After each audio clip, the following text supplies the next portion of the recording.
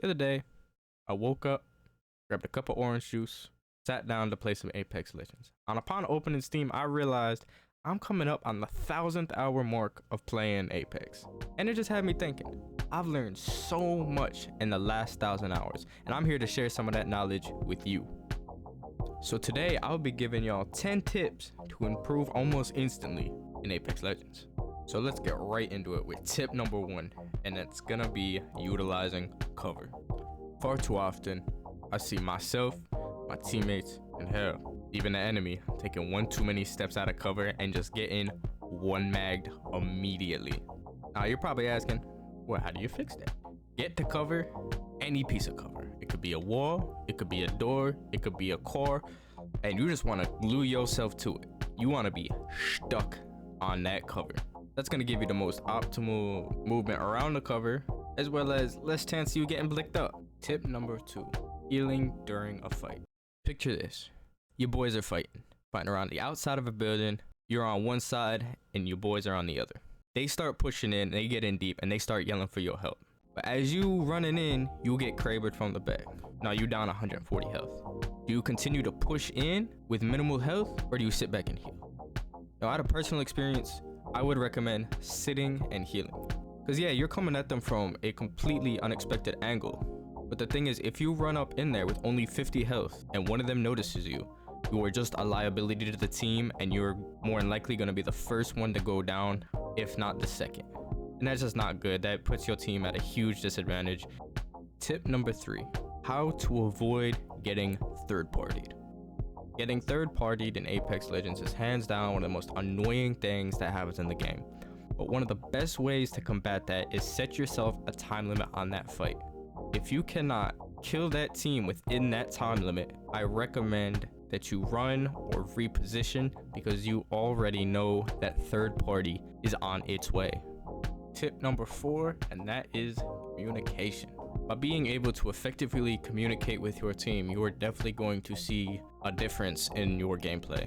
Now the team is going to be able to play more unified if you let them know what you're doing, and they'll let you know what they're doing, so we can work together as a team, so one person isn't going off to the left, the other person is going off to a right, which in turn loops us into the next tip, number 5, staying with your teammates.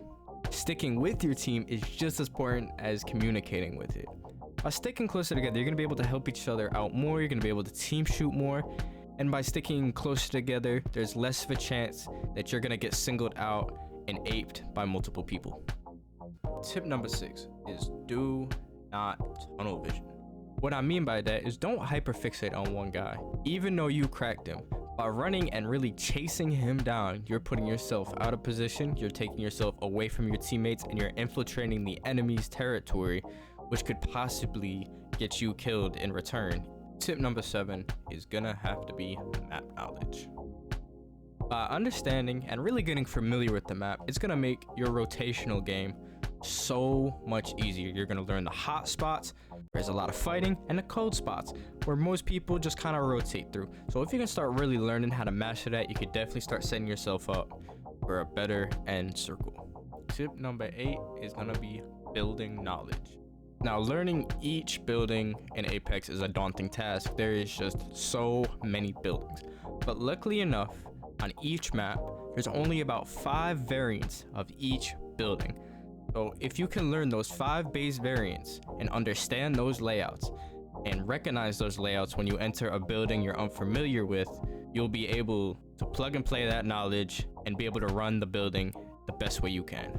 Tip number 9 is utilize mixtape. You're probably asking yourself, why would I go play mixtape even though ranked is in BR?